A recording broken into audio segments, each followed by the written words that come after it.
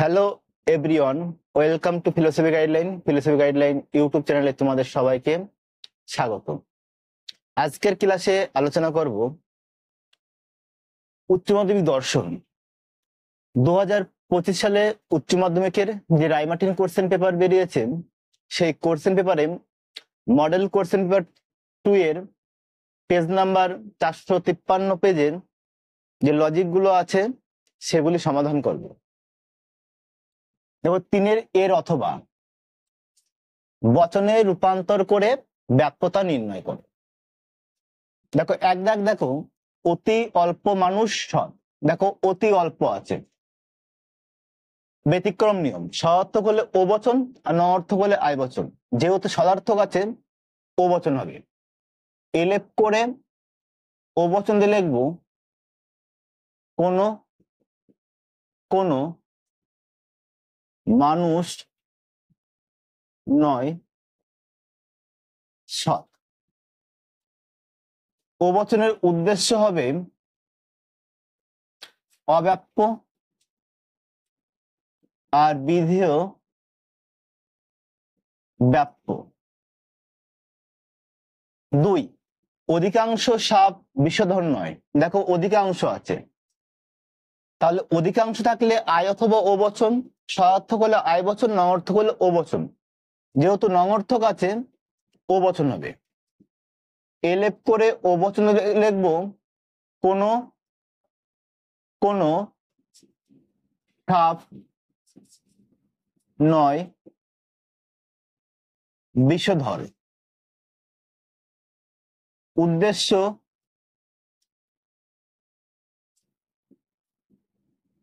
অব্যাপ্য বিধেয় ব্যাপ্য। 3, শুধুমাত্র শিক্ষিতরাই উদার। দেখো, শুধুমাত্র আছে, তাহলে এ বচন হবে, আর বচন করার সময় বাক্যের উদ্দেশ্য আর বিধেয় স্থান পরিবর্তন করবে। তাহলে এলেপ করে এ বচন দিয়ে লিখবো সকল উদার ব্যক্তি হয় শিক্ষিত। উদ্দেশ্য ব্যাপ্য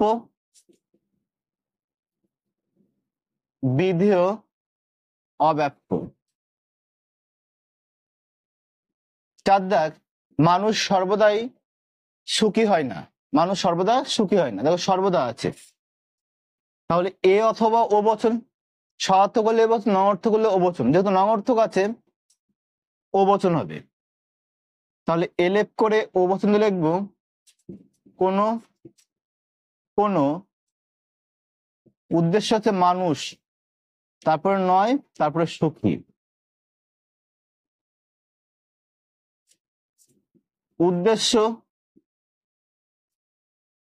অব্যাপ্য বিধেয় ব্যাপ্য। তাহলে ব্যাপ্যতা নির্ণয় করতে আসলে তোমাদের এইভাবে করতে হবে। 4টে বাক্য থাকবে, 4 দুগুণ 8 নাম্বার। বীর অথবা বিবর্তনের আবর্তন করো। 1, কোন মা তার সন্তানকে ভালোবাসে না? দেখো, কোশ্চেন মার্ক আছে। দেখো, সব মা তার সন্তানকে কি ভালোবাসে, তাহলে এ বচন হবে। এলেপ করে এ বচন লিখবো সকল মা হয় এমন যারা তার সন্তানকে ভালোবাসে। দেখো, প্রথমে বিবর্তন করতে হবে, তাহলে পাশে কি লিখবো? বিবর্তনী। দেখো, একে বিবর্তন করলে এ থাকলে ই বচন হবে। এলেপ করে ই বচন লিখবো যে কোন মা নয় এমন যারা তার সন্তানকে অভালোবাসে। পাশে লিখবো বিবর্তিত। তাহলে বিবর্তন হয়ে গেল। এবারে এই বিবর্তনীয় বচনকে আবর্তন করতে হবে। তাহলে একে আবর্তন করলে ই থাকলে ই বচন হবে। তাহলে অতএব চিহ্ন দিয়ে এলেপ করে ই বচন দিয়ে লিখবো কোনো। এবার দেখো বিবর্তনে কি উদ্দেশ্য বিধে স্থান পরিবর্তন করে। তাহলে কোনো মহিলা তার সন্তানকে অভালোবাসে নয় মা। পাশে লিখবো আবর্তিত। তাহলে এইভাবে তোমাদের বিবর্তনে আবর্তন করতে হবে। দেখো পরে উদাহরণ, শিশুরা সরল। দেখো সব শিশু কি হয়, সরল হয়। তাহলে এ বচন হবে, এলেপ করে এ বচন লিখবো সকল শিশু হয় সরল। পাশে লিখবো বিবর্তনী। দেখো একে বিবর্তন করলে এ থাকলে ই বচন হবে। তাহলে এলেপ করে এই বচন দিয়ে লিখবো যে কোনো, আর বিবর্তনে কি উদ্দেশ্য এক হয়, শিশু গুণের পরিবর্তন হবে নয়, আর বিধেয় পদের আগে অ বসবে, অসরল। পাশে লিখবো বিবর্তিত। দেখো একে আবর্তন করব, তাহলে ই থাকলে আবর্তন করলে ই বচন হবে। তাহলে অতএব চিহ্ন দিয়ে এলেপ করে ই বচন দিয়ে লিখবো কোনো। এবার আবর্তনে কি উদ্দেশ্য বিধেয় চেঞ্জ হবে, অসরল আগে আসবে, অ সরল বাচ্চা নয় শিশু। পাশে লিখবো আবর্তিত। 3 দাগ, কেবল পরিশ্রমের সফল। দেখো কেবল আছে, তাহলে এ বচন হবে, আর বচন করার সময় বাক্যের উদ্দেশ্য আর বিধেয় স্থান পরিবর্তন করবে। তাহলে এলেপ করে এ বচন দিয়ে লিখবো সকল সফল ব্যক্তি হয় পরিশ্রম। পাশে লিখবো বিবর্তনী। একে বিবর্তন করলে এ থাকলে ই বচন হবে। তাহলে এলেপ করে ই বচন দিয়ে লিখবো কোনো সফল ব্যক্তি নয় অপরিশ্রমী। পাশে লিখবো বিবর্তিত। একে আবর্তন করব, ই থাকলে ই বচন হবে। তাহলে অতএব চিহ্ন দিয়ে এলেপ করে ই বচন দিয়ে লিখবো কোনো অপরিশ্রমী আগে চলে আসবে, অপরিশ্রমী নয় সফল ব্যক্তি। পাশে লিখবো আবর্তিত। দেখো পরে উদাহরণ, দেখো কদাচিৎ ব্যবসায়ীরা সৎ হয়। দেখো কদাচিৎ আছে, ব্যতিক্রম নিয়ম। সদার্থক হলে ও বচন, নঅর্থক হলে আয় বচন। যেহেতু সদার্থক আছে ও বচন হবে। তাহলে এলেপ করে ও বচন দিয়ে লিখবো কোনো কোনো ব্যবসায়ী নয় সৎ। পাশে লিখবো বিবর্তনী। দেখো একে বিবর্তন করব, ও থাকলে আয় বচন হবে। এলেপ করে আয় বচন দিয়ে লিখবো কোনো কোনো, উদ্দেশ্য এক হবে, তাহলে ব্যবসায়ী গুণের পরিবর্তন হবে হয়, আর বিধেয় পদের আগে অ বসবে, তাহলে অসৎ। পাশে লিখবো বিবর্তিত। দেখো একে আবর্তন করব, আয় থাকলে আয় বচন হবে। অতএব চিহ্ন দিয়ে এলেপ করে আয় বচন দিয়ে লিখবো কোনো কোনো, আর আবর্তনে খেয়ে উদ্দেশ্য বিধে চেঞ্জ হয়। তাহলে অসৎ ব্যক্তি হয় ব্যবসায়ী। পাশে লিখবো আবর্তিত। সিদ্ধার্থ, বৈধতা বিচার করো। এক, রবীন্দ্রনাথ মহাপুরুষ, বিবেকানন্দ রবীন্দ্রনাথ নয়, অতএব বিবেকানন্দ মহাপুরুষ নয়। তাহলে প্রথম কাজ সিদ্ধান্ত খুঁজে বের করা। সিদ্ধান্ত কোনটা? অতএবের পরের বাক্য, বিবেকানন্দ মহাপুরুষ নয়, এই বাক্যটাতে সিদ্ধান্ত। তাহলে দুটো বাক্য ফাঁকা রেখে আমি সিদ্ধান্ত লিখবো এলেপ করে। কি বচন হবে? দেখো ই বচন হবে। বিবেকানন্দ নয় মহাপুরুষ।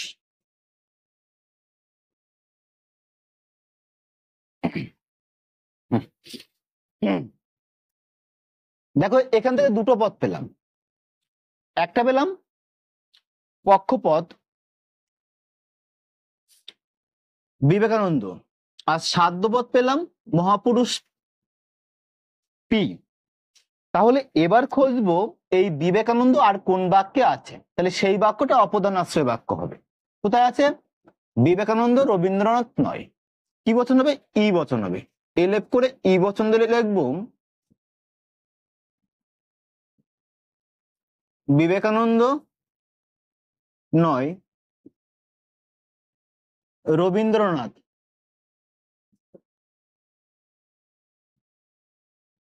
বাকি আছে কোনটা? রবীন্দ্রনাথ মহাপুরুষ। কি বচন হবে? এ বচন হবে। রবীন্দ্রনাথ হয় মহাপুরুষ। দেখো সাজানো হয়ে গেল। এবার চিহ্নিত করো। বিবেকানন্দ নিচে লিখবো এস, মহাপুরুষের নিচে লিখবো পি, রবীন্দ্রনাথ হেতুপদ এম। এবার আমরা পরপর নিয়ম অনুসরণ করব। নিয়ম মানলে বৈধ হবে, আর না মানলে অবৈধ হবে। দেখো 1 নম্বর নিয়ম দেখবো, দুটি আশ্রয় বাক্য নঙর্থক বচন হবে না। দেখো আশ্রয় বাক্য নঙর্থক বচন হয়নি, নিয়ম মেনেছে। 2 নম্বর নিয়ম দেখবো, দুটি আশ্রয় বাক্য বিশেষ বচন হবে না। দেখো বিশেষ বচন হয়নি, নিয়ম মেনেছে। পরের নিয়ম দেখবো যে 3টি পদ থাকবে। দেখো 3টি পদই আছে, না হলে কি হতো? M1 M2 হতো, P1 P2 হতো, S1 S2 হতো। তাহলে এই নিয়মও মেনেছে। পরের নিয়ম দেখবো যে হেতুপদকে দুটি আশ্রয় বাক্যে অন্তত একবার ব্যাপ্য হতে হবে। দেখো এ বচনের উদ্দেশ্যে ব্যাপ্য হয়, বিধেয় অব্যাপ্য। ই বচনের উভয় পদ ব্যাপ্য, এই বচনের উভয় পদ ব্যাপ্য। তাহলে নিয়ম বলছে হেতুপদকে দুটি আশ্রয় বাক্যে অন্তত একবার ব্যাপ্য হতে হবে। তাহলে হেতুপদ কি? রবীন্দ্রনাথ। দেখো 2 জায়গায় ব্যাপ্য হয়েছে, নিয়ম মেনেছে। পরের নিয়ম দেখবো, যে পদ আশ্রয় বাক্যে ব্যাপ্য হয়নি সেই পদ সিদ্ধান্তে ব্যাপ্য হবে না। দেখো পক্ষপদ 2 জায়গায় ব্যাপ্য হয়েছে, নিয়ম মেনেছে। দেখো সাধ্যপদ আশ্রয় বাক্যে ব্যাপ্য হয়নি কিন্তু সিদ্ধান্তে ব্যাপ্য হয়েছে। দেখো নিয়ম মানেনি। নিয়ম কি বলছে? যে পদ আশ্রয় বাক্যে ব্যাপ্য হয়নি সেই পদ সিদ্ধান্তে ব্যাপ্য হবে না, কিন্তু এখানে হয়েছে। তাহলে নিয়ম লঙ্ঘন করেছে, তাহলে এটা অবৈধ। কি দোষ? যেহেতু সাধ্য পদ, তাহলে অবৈধ, সাধ্য দোষ। তাহলে এবার আমাদের মূর্তি আঁকতে হবে। মূর্তি, তাহলে মূর্তি কি? তাহলে মূর্তি হলো যে নিরপেক্ষ ন্যায়ের গুণ ও পরিমাণ অনুসারে ন্যায়ের যে বিন্যাস পাওয়া যায় তাকে মূর্তি বলা হয়। তাহলে এ ই ই এটা হচ্ছে মূর্তি। এবার সংস্থান আঁকবো। এটা প্রধান আশ্রয় বাক্য, এটা অপ্রধান আশ্রয় বাক্য। দেখো প্রধান আশ্রয় বাক্যে প্রথমে কি আছে? এম পি, তাহলে আমরা এখানে এম লিখবো, এটা পি লিখবো। অপ্রধান আশ্রয় বাক্যে আছে S M, S M, M M এ যোগ করবো। কোন সংস্থান? এটা প্রথম সংস্থান, প্রথম সংস্থান। তাহলে দোষ বলে পয়েন্ট। কি দোষ? যে অবৈধ, সাধ্য দোষ।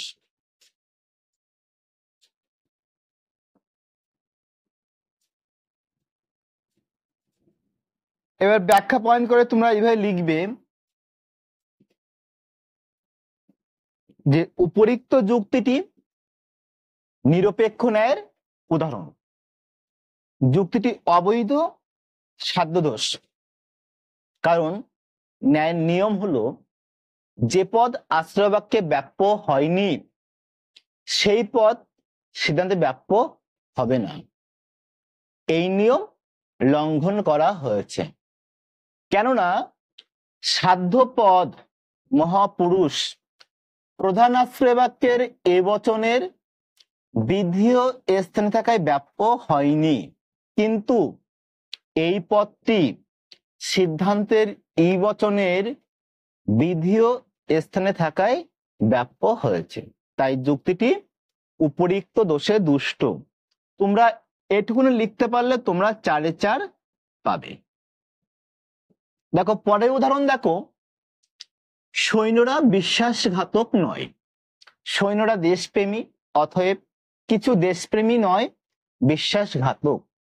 তাহলে প্রথম কাজ সিদ্ধান্ত খুঁজে বের করে। সিদ্ধান্ত কোনটা? অতএবের পরের বাক্য, কিছু দেশপ্রেমী নয় বিশ্বাসঘাতক। তাহলে দুটো বাক্য ফাঁকা রেখে আমরা সিদ্ধান্ত লিখবো। এলেপ করে কি বচন হবে? দেখো কিছু আছে আর নয় আছে, ও বচন হবে। যে কোনো কোনো দেশপ্রেমী নয় বিশ্বাসঘাতক। দেখো এখান থেকে আমরা দুটো পদ পেলাম। একটা পদ পেলাম পক্ষপদ দেশপ্রেমী, আর সাধ্যপদ পেলাম বিশ্বাসঘাতক। এবার খুঁজবো এই দেশপ্রেমী আর কোন বাক্যে আছে, কারণ সেই বাক্যটা কি হবে? অপ্রধান আশ্রয় বাক্য। কোথায় আছে? সৈন্যরা দেশপ্রেমী, কি বচন হবে? এ বচন হবে। যে সকল সৈন্য হয় দেশপ্রেমী। দেখো বাকি আছে সৈন্যরা বিশ্বাসঘাতক নয়। তাহলে সৈন্যরা বিশ্বাসঘাতক নয় ই বচন হবে। তাহলে এলেপ করে ই বচন দিয়ে লিখবো যে কোনো সৈন্য নয় বিশ্বাসঘাতক। তাহলে এবার কাজ কি? চিহ্নিত করা। দেখো দেশপ্রেমী পক্ষপদ এস, বিশ্বাসঘাতক সাধ্যপদ পি, আর সৈন্য হেতুপদ এম। দেখো সাজানো হয়ে গেল। এবার আমরা নিয়ম অনুসরণ করব। দেখো প্রথম নিয়ম দেখবো, দুটি আশ্রয় বাক্য নঅর্থক বচন হবে না। দেখো নঅর্থক বচন হয়নি, নিয়ম মেনেছে। 2 নম্বর নিয়ম দেখবো যে দুটি আশ্রয় বাক্য বিশেষ বচন হবে না। দেখো বিশেষ বচন হয়নি, নিয়ম মেনেছে। 3 নম্বর নিয়ম দেখবো যে প্রত্যেকটি নয় 3টি পদ থাকবে। দেখো 3টি পদই আছে, না হলে কি হতো? M1 M2 হতো, P1 P2 হতো, S1 S2 হতো। 4 নম্বর নিয়ম দেখবো যে হেতুপদকে দুটি আশ্রয় বাক্যে অন্তত একবার ব্যাপ্য হতে হবে। দেখো ই বচনে কি উভয় পদ ব্যাপ্য হয়। এ বচনের উদ্দেশ্য ব্যাপ্য, বিধেয় অব্যাপ্য। ও বচনের উদ্দেশ্য অব্যাপ্য, বিধেয় ব্যাপ্য। তাহলে হেতুপদ দেখো সৈন্য দুবারই ব্যাপ্য হচ্ছে, নিয়ম মেনেছে। পরের নিয়ম দেখবো যে পদ আশ্রয় বাক্যে ব্যাপ্য হয়নি সেই পদ সিদ্ধান্তে ব্যাপ্য হবে না। দেখো পক্ষপদ দেশপ্রেমী দু জায়গায় অব্যাপ্য হয়েছে, নিয়ম মেনেছে। সাধ্যপদ বিশ্বাসঘাতক দেখো দু জায়গায় ব্যাপ্য হয়েছে, নিয়ম মেনেছে। তাহলে এই যে নিয়মগুলো মানলো, তাহলে এই নিয়ম মানার জন্য এই যুক্তিটা বৈধ যুক্তি। তাহলে আমরা লিখবো মূর্তি। তাহলে মূর্তি কি হবে? মূর্তি হবে ই এ ও। সংস্থান রাখবো, এটা প্রধান আশ্রয় বাক্য, এটা অপ্রধান আশ্রয় বাক্য। দেখো প্রধান আশ্রয় বাক্যে প্রথমে আছে এমপি, এম পি, আর দ্বিতীয় আশ্রয় বাক্যে বা অপ্রধান আর অপ্রধান আশ্রয় বাক্যে আছে এম এস, এম এস। আমরা এম এম এ যোগ করি কোন সংস্থান? তৃতীয় সংস্থান। এবার পয়েন্ট লিখবো দোষ। দেখো দোষ কি আছে? দোষ নেই, দোষ নেই। তাহলে এবার ব্যাখ্যা পয়েন্ট করে তোমরা এইভাবে লিখবে যে উপরিক্ত যুক্তিটি নিরপেক্ষ ন্যায়ের উদাহরণ। যুক্তিটি বৈধ কারণ ন্যায়ের সকল নিয়ম মানা হয়েছে। এটি তৃতীয় সংস্থানের বৈধ মূর্তি। তাহলে বৈধ মূর্তির নাম কি হবে? দেখো ও আছে, তাহলে বৈধ মূর্তির নাম হবে ফিলাপটন। এফি ফিলাপ LAP আর টন TON। তাহলে বৈধ মূর্তির নাম কি হলো? ফিলাপটন। তাহলে তোমরা যদি এইভাবে ব্যাখ্যা সমেত লিখতে পারো তাহলে তোমরা 4/4 পাবে। ক্লাসটি ভালো লাগলে লাইক করো, তোমাদের বন্ধুদের শেয়ার করো, আর যারা আমার এই চ্যানেলে নতুন তারা অবশ্যই চ্যানেলটিকে সাবস্ক্রাইব করো। আবার দেখা হবে পরের ক্লাসে। সে পর্যন্ত সবাই ভালো ও সুস্থ থেকো।